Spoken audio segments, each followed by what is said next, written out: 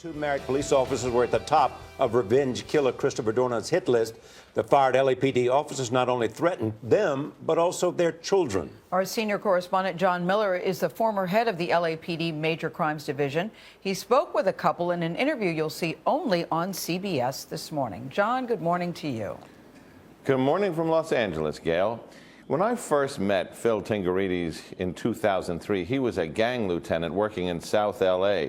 Now, before Christopher Dorner was fired from the LAPD for allegedly making false statements, he went to a board, and Tingarides was one of the people who sat on that board. As you know, Dorner is now deceased, but he is accused of killing 4 people and wounding 3 others. And as a member of that board, Phil Tingarides was one of those who recommended Dorner's firing, and that put him and his family at the top of Dorner's hit list. Captain Philip Tingarides returned to the streets of Southeast LA with his wife, Sergeant Amata Tingarides. What's the donation for? I asked them what it was like for their family, 2 cops with 6 children living in the crosshairs. They don't teach us in the academy how to protect your family when there's a maniac that wants to kill your children.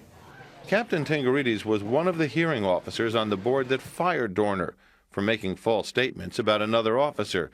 Dorner's rampage began by targeting Randy Kwan, the lawyer who defended him at the hearing, by killing his daughter Monica and her fiance Keith Lawrence. What really made it different for me and what really drove it home was that he had already acted. He had already killed somebody else's child. Dorner would open fire on other officers who were searching for him. Detectives believe that Dorner had stalked Tingarides. Dorner was spotted by neighbors outside the Tingarides home. What was it like at home? I got the phone call, and the first thing I did was call and get a hold of the kids to find out where they all were. Got them all together. Once we got home, we explained to the kids as best we could that there was a threat, but we had to be strong. We had to put up the front that everything's good, you're protected here. I didn't sleep at night. We had 2 officers posted in our backyard, and every 20, 25 minutes, I just get up and look out my window, and there they were, standing tall, with their gun in hand and their helmet on, and they never slept. And what about this threat coming not from a gang member, not from a drug boss, but from a former LAPD officer who you worked with? I was in denial, and I kept asking my husband, are you sure? The one that worked harbor when I worked harbor. It took a couple of hours for us to really sit down and let this sink in and realize that, this is real. Dorner's manifesto named Tingarides and other officers as part of a racially biased LAPD establishment that fired him unfairly.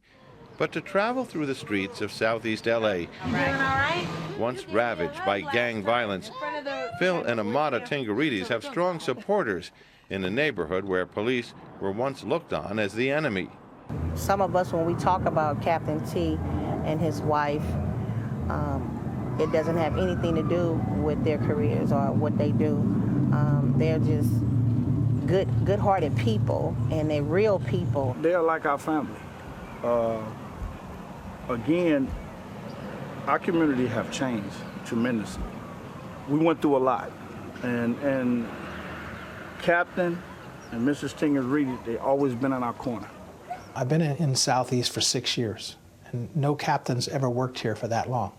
I'm here because we have made a huge change in the relationship of the police officers with the community. Were you surprised to see when that dynamic was reversed, when it was you 2 who were under the gun, that the community responded the way you have to them?